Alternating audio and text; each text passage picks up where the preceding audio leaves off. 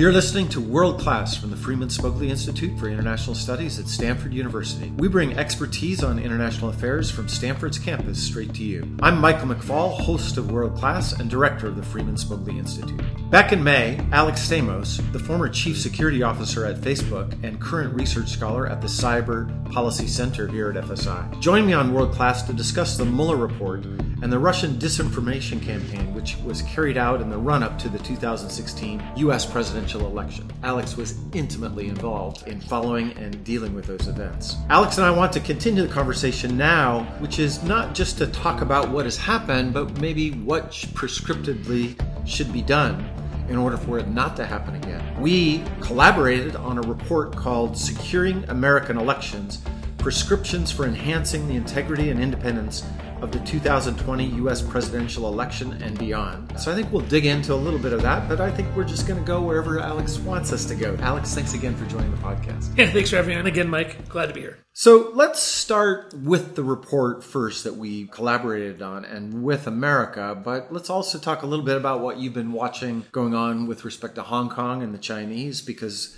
as your project here at Stanford is observing and will continue to develop, it's a global phenomenon. It's not just something about the United States, correct? That's right. I feel like a lot of the media and academic attention has been overly focused on us in the United States and some of our Western European allies. Disinformation is a global issue, and certainly online disinformation, I think, is going to be more effective in some places around the world than it was in the United States based upon their history with propaganda, the importance of the internet in their information ecosystem. And I think the Hong Kong example is a great example of where we see a multi-pronged strategy by the Chinese to target people in Hong Kong, people in mainland China, and perhaps for the first time overtly, people in the West via English language targeting on Western platforms. Well, let's start with Hong Kong first then, and then come back to the 2020 elections. I mean, tell us a little bit more about what you've seen and what you've been witnessing. So there's a long history of PRC online propaganda. The seminal work on this... People's Republic of China. Yes, the People's Republic of China. You know, I'm trying not to say the Chinese, right? Because people in Taiwan and Hong Kong are also ethnically Chinese. Yes, right. Good point. The People's Republic has a long history of this. The seminal work, for those who are not aware of it, was written by Gary Keane at Harvard and Jennifer Pan, who's now our colleague here at Stanford, in which they explored what is called the 50-cent army. So unlike the Russian activity, which was people who were professionally sitting in an office park in St. Petersburg who were working under direct command and control of a central group, the 50-cent army in China is much more distributed. It is comprised of hundreds of thousands of Chinese citizens who are conscripted to push Chinese propaganda. Now, traditionally, that has been only in Chinese on Chinese-based sites like Weibo and WeChat. And focused on people in the mainland, right? Focused on the mainland and in Hong Kong and Taiwan. So there is a history of the 50-cent army operating in those. And why is it called the 50-cent army? The joke is that is what these people are being paid. There's 50 cents to do it. I recommend people to read that paper by Keane and Pan. The American Political Science Review. Oh, excellent. Yes, Good citation. We'll post it on our website at the end of the podcast, But when their study was very focused on inside of China, it is clear that kind of behavior is still happening in Hong Kong and the mainland. What we've seen, though, now that there's a lot of Western attention being paid to the protests in Hong Kong, is that for the first time ever, the Chinese are starting to get very aggressive about pushing their counter-messaging to the Hong Kong protesters online. I think part of this is a reaction to the fact that the Hong Kong protesters have been very smart in their use of social media. You know, a difference between now and then obviously Tiananmen Square in 1989. Right. All of these people have cell phones in their pocket. So we in the West have been inundated with live streaming, with videos of the protesters showing their side of the story. And it's clear that the People's Republic has wanted to get out their side. The way they've been doing it, however, has been rather kind of obvious and ham-fisted. And I think there's been a number of people in the media have talked about the Chinese running the Russian playbook. And I actually think that is the wrong analytical framing here. If you look at their behavior versus the Russians, it is much more hurried and rushed and much more ham-fisted than the Russian behavior. 2016 was the culmination of multiple years of Russian preparation of the ground on American social media, right? So the personas that were amplifying on Twitter and Facebook in 2016 had been created years before, and they had spent years building up an audience of people who did not know that these were Russian voices, believed they were domestic Right. American voices. Right. They had invested in pushing content that perhaps had no benefit to the Russian state just because they wanted to build the credibility of those voices. Okay. The Chinese behavior, on the other hand, And just so I'm clear, all with the notion that they were going to be involved in 2016, or was a wider strategy? It was not necessarily focused on the election. I think most people that look at all of the Russian content that we've seen believe that their work started well before 2016 and was about pushing divisive narratives in the United States before and after the election. The election just happened to be something that fell within that time period for which they were particularly interested. Okay. Right. But that has not been happening with the Chinese, right? Like there's no evidence of them building these long-term personas that have been pushing pro-PRC content in Western social media. So as a result, it looks like they were caught a little bit behind. Right, Okay. that the protesters in Hong Kong, language skills in Hong Kong with their British history, good social media strategy, that they need to catch up quickly. And so the way they've done that is first they dropped the Great Firewall for selected people. So this has been seen in the past that generally Twitter and Facebook are inaccessible within mainland China because of the Great Firewall. If all of a sudden your Twitter or Facebook and Chinese IP addresses start working on your site, that's a pretty good sign that something's funny is going on. Right. And so that's the first thing that's happened, is that a number of Chinese citizens, probably part of this 50 Cent army, were allowed through to push the PRC line on Twitter and Facebook. And you can track that? You and people? I mean, Right. So those of us who've been looking at this content, it becomes pretty clear because most of these accounts were created in the last month. Right. So you have, there's no history there. And then the companies have provided more data to us and to others about what they have seen. And that includes seeing Chinese IP addresses. Then there's a whole category of accounts that all of a sudden, inexplicably, have become really interested in Hong Kong. And if you look into those accounts, a couple of journalists have dived into them. A journalist for CNN, for example, found a man whose account he believes was stolen years ago. All of a sudden, his account became the centerpiece of the Chinese strategy. So it looks like what they've done is they've purchased stolen accounts off the black market. So there's a very rich black market of people who go take over Facebook accounts, take over Twitter accounts, usually via a technique we call credential stuffing, which effectively is people will use the same password on every website.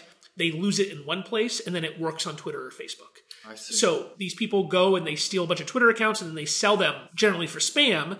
In this case, it looks like PRC organs might be buying these accounts then to push propaganda.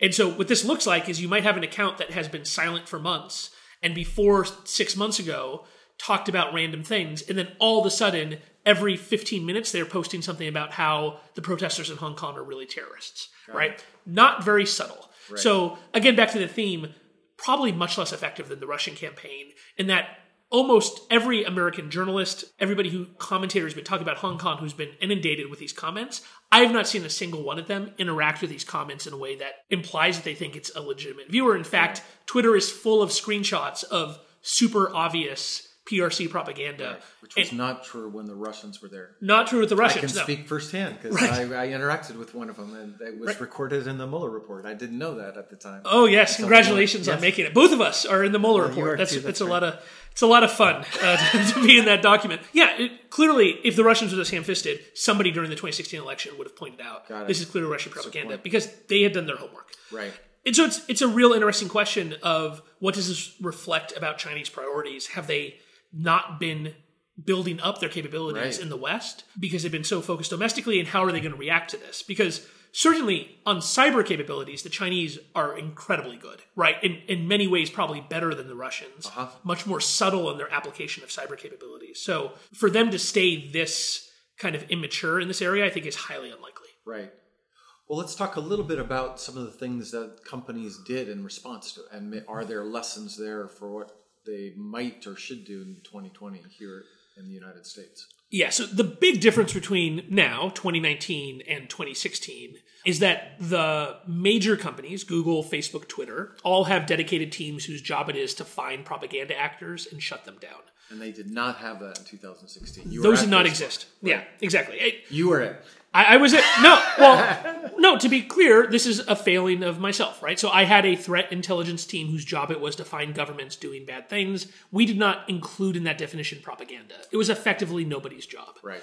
it was also nobody's job in the U.S. government. I was going to say, in your defense, nobody else was doing it anywhere else. Well, I don't say that as defense, but I think this is the collective blind spot that you and I have talked about in the past, right? That you have all of these people that come from a traditional cybersecurity background who did not consider propaganda to be their issue. They considered malware and account takeovers and stuff like that. That has changed. And so in DHS, CISA is the Cyber and Infrastructure Security Agency. They have a team. They're new, right? So that's a new part of DHS. That is the consolidation of a number of cyber units in DHS. Okay. And then inside the FBI, there's the Foreign Influence Task Force.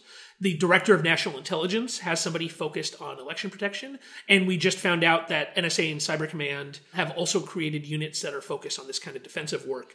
And so those units now exist in the government, they exist in the companies, and they're working together on this. Interesting. Now, how much that affects something like Hong Kong is an interesting question, in that clearly, if you're at Cyber Command or NSA or DHS, your focus is on protecting Americans from overseas propaganda. I think that is one of the interesting open questions of what will the relationship be between the companies and the U.S. government, and honestly, what is an appropriate relationship, right? Right. We'll talk a little bit more about that. I mean, you wrote about it in our report. What do you think is the right way to have that interface work more effectively than it did in 2016? Yeah, so these issues really are part of a much bigger problem, which is we don't know as a society who do we want to be responsible for the different components of keeping people safe online. Right. So right now at this moment, Facebook is implementing a FTC consent decree that they have entered in for a number of privacy issues that requires Facebook to prevent people from scraping Facebook, from going and grabbing lots of public data and putting it into one place. The FBI has an open request for a proposal from a private company to scrape Facebook to find bad material, right? So part of the U.S. government. So it's a complete clash.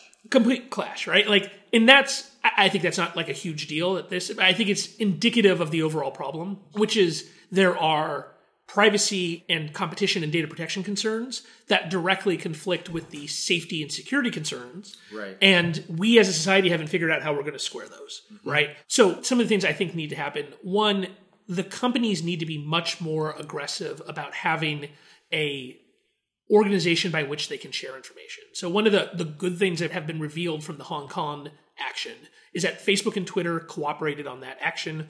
Twitter, it looks like, had the first indication something was going on. They sent data to Facebook. Facebook found more. They coordinated the releases. They worked together. I am sure then they also shared. Took lots of accounts down. Took lots of accounts down together. Yeah. Right?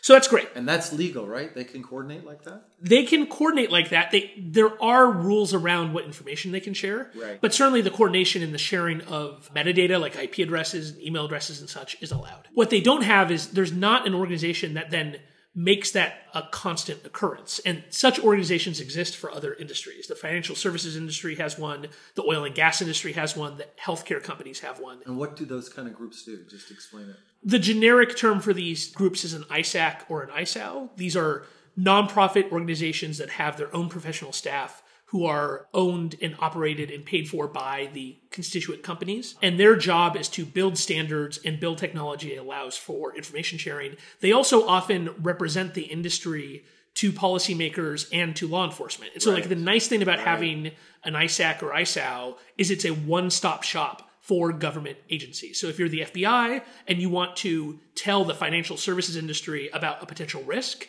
you can go to one of the FS-ISAC meetings. You can brief the 50 people who need to hear it all at one time. It really makes that kind of interaction much more efficient. And that doesn't exist for the platform companies? It doesn't, yeah. And I think part of the problem is that other industries are much more mature about understanding that their boats rise and fall together, right? Goldman Sachs and Morgan Stanley are part of FS-ISAC. Their traders and other people hate each other, right? But their CISOs work together. Their security teams work together. The security teams of JP Morgan Chase works together with Wells Fargo. And it is because they understand that if something bad happens to one bank, the regulatory and consumer pushback is going to hurt all of them. Right. Instead, in the tech industry, what you see is the CEOs like to go on stage and to have very thinly veiled insults of one another and to play off of one another that we're the good company, they're the bad guys and such. And I think that is actually a real problem in that some companies see themselves as getting a competitive advantage by bad-mouthing the others, and that makes cooperation really tough. And I think that's just something that the CEOs are going to have to get over and more mature about and push their people to cooperate. Because the truth is whether you think your company is more ethical than the other, if there is massive consumer distrust or legislation, it's going to hit everybody. Right. Well, let's talk a little bit more about other things that you've written about and others on in terms of 2020 and transparency about political ads. Well, let's just focus on the foreigners for today. Yeah. What else are companies already doing? I think that's important to underscore. And what do you think they need to do more before 2020, assuming that there will be no legislation passed that will either help them do that or obligate them to do that? Because it doesn't look likely that any major legislation is going to pass. Yeah, which is really unfortunate. I mean, there's a whole class of things where the companies have dipped their toes in the water, right, but they haven't followed all the way through. Okay. So, for example, on ad transparency, Google, Facebook, and Twitter have all created transparency archives that are supposed to hold political ads. They have... Of all ads, right? Now we're talking about domestic ads that are made as... Right. Well, they each have very different rules about what ads show up in there, right? So Facebook's definition of political ad includes issues.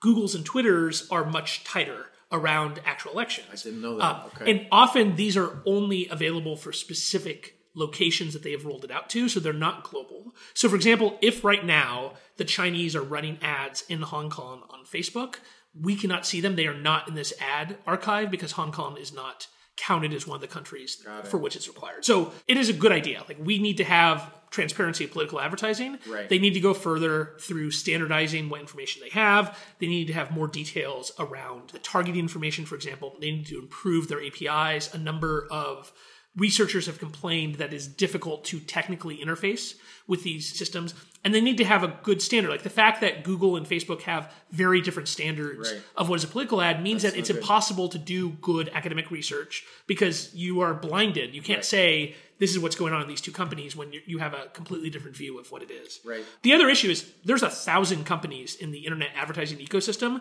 and those 3 have done something and 997 haven't. Not right. This is the problem where we need legislation. Is effectively, it's fine for these companies to go out and to temporarily act in an extra legal manner to define what is a legitimate political ad. But in the long run, clearly this is a decision we want to make democratically, and we want the rules to be applied everywhere. So there is still room for legislation here. Something that we called for in our report that we've now been endorsed by Ron Wyden, so I don't know if he got it from us or not, but I'll take it wherever it came from, is that also the idea that Google and Facebook and the other big companies should block hyper-targeting of political ads voluntarily without any kind of law. So we have called for that eventually there needs to be a law controlling the targeting of political ads. But in the meantime, there's no reason why Facebook and Google can't decide to disallow the use of the really fine-grained targeting that we see. Again, not necessarily about foreign interference, but about making sure that the election isn't just billionaires throwing tons of money at data operations. Right. We're going to run out of time here, so we're going to have to do another podcast on this. Part 4. Yeah, we'll just keep going right up until the election. But say a little bit, Alex, I know we touched on it earlier, but about the electoral infrastructure and the basic questions that you see being asked all the time about what can be hacked, what can't be hacked. How worried are you about something happening on election day that is disruptive? I'm extremely worried about this. It's becoming clear that it's almost too late now, right? We start voting in February and March of next year in the primaries. It's too late to fix things. It's too late for legislation. That's really unfortunate that we watched the strike fly over the plate on this one as a society. There's a lot of focus on voting machines themselves. I think that's an important focus. There's still a handful of states like Georgia that do not have paper backups, and therefore an attack against voting machines could be a significant issue.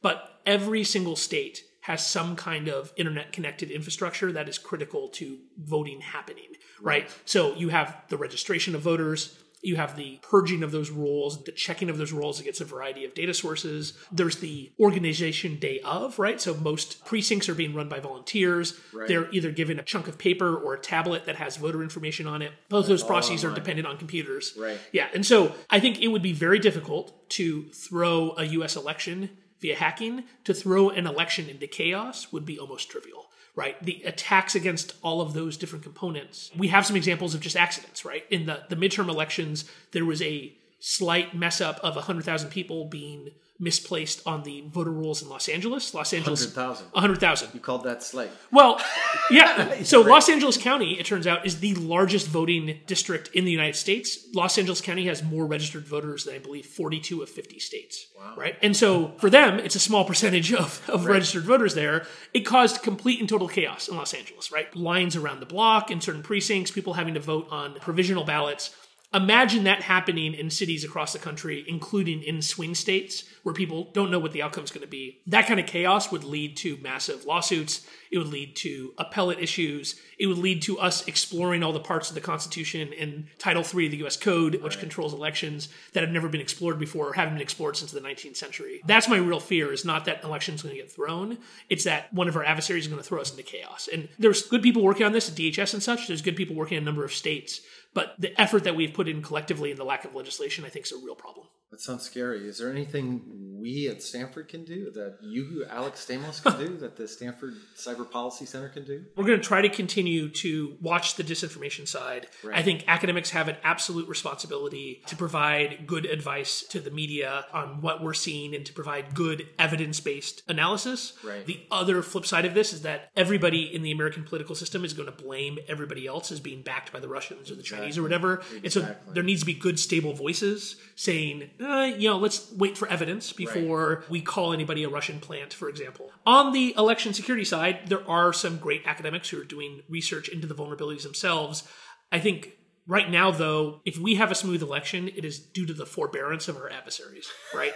And so probably the best thing that can happen right now is that parts of our government, it seems without the leadership of the White House, are going to have to continue to signal that any attacks against the U.S. election will be dealt with harshly. And we have started to see that, right? NSA, Cyber Command have started making noise about the use of offensive cyber as retaliation for attacks against the U.S. election. I'd like to continue to see that out of people who work for the president. Right. And it would be great to hear from the White House, but I think that's unlikely. So all bets have to be on deterrence, even if we can't see it happen. Right. If you can't do defense, you have to deter the adversaries. Right.